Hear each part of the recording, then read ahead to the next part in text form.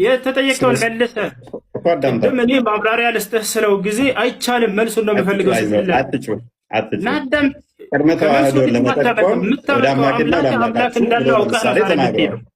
አዳም ተረጋ በል። ጥያቄ አትቀበልም? እየተቀበልኩ ነው። አይዞህ አምላክ ኢየሱስ ክርስቶስ አዳም ተንተራስህ። ውይይታችን ምንድን ነው? እሱ ውይይታችን እግዚአብሔር የነቢያት ማንን የሰበኩት የሚል ነው። አንደኛ። ሁለተኛ ደግሞ አዳም አይዞህ ጥያቄ ይመልስም ውይይቱንም አላወቀውም ማለት ነው። ውይይቱንም ረስተዋል። ግን ልመልስልህ ብዬ ነው። ፎበር ልስራለህ እኮ መልሱን መልስ። አምላክህ ኢየሱስ ክርስቶስ አምላክ እንዳለው አስተምሯል ወይንስ አላስተማረም? ቀጥል። መልካም። ለምሳሌ ዮሐንስ ወንጌል ምዕራፍ 20 ላይ ከቁጥር 17 አካባቢ ጀምሮ አይ ቲንክ እና ማስረጃ ትሰጥኛለህ። እፎይ መልሱን ስጠን እንጂ እየነገርኩህ እኮ ነው።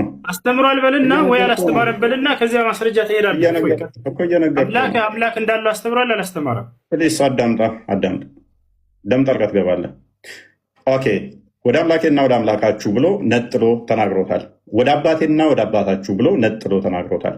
ክርስቶስ ሎክ በስጋ እንደመገለጡ ቅድመ ተዋህዶን ለመጠቆም ወደ አምላኬና ወደ አምላካችሁ ብሎ ተናግሯል። ያ ወደ አምላክ ያለው ግን አባቱ ነው፣ የባህሪ ልጁ ስለሆነ። የባህሪ ልጁ ከሆነ ደግሞ ሱረቱ ዙሩፍ ላይ 81ኛው ላይ እንደሚናገረው ቁርአን አምላክ ነው የሚሆነው። አላህ ልጅ ካለው ምን ይሆናል? ልጁም አምላክ ይሆናል።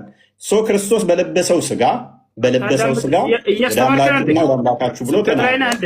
ስብከት ላይ ነህ፣ መልሱን መልስ እንጂ አይዞህ ተመለሰ። ስለዚህ ሰውዬ ምን አመነ? አምላኩ ኢየሱስ ክርስቶስ አምላክ እንዳለው አስተምሯል። የኤፌሶን ምዕራፍ 1 ቁጥር 3 ጥያቄ ጠይቅ።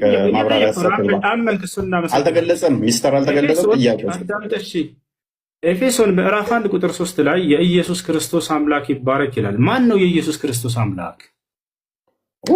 ኤፌሶን ኦኬ ቴንክ ዩ። በደንብ አስተውል። ቅድም ነገር ያለው የክርስቶስ ማን ነው? አምላኩ ማን ነው?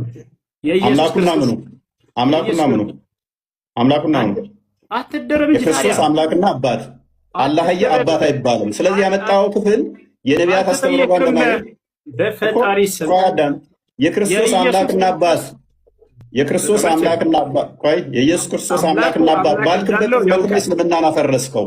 ቅድምም ብዬ ነገር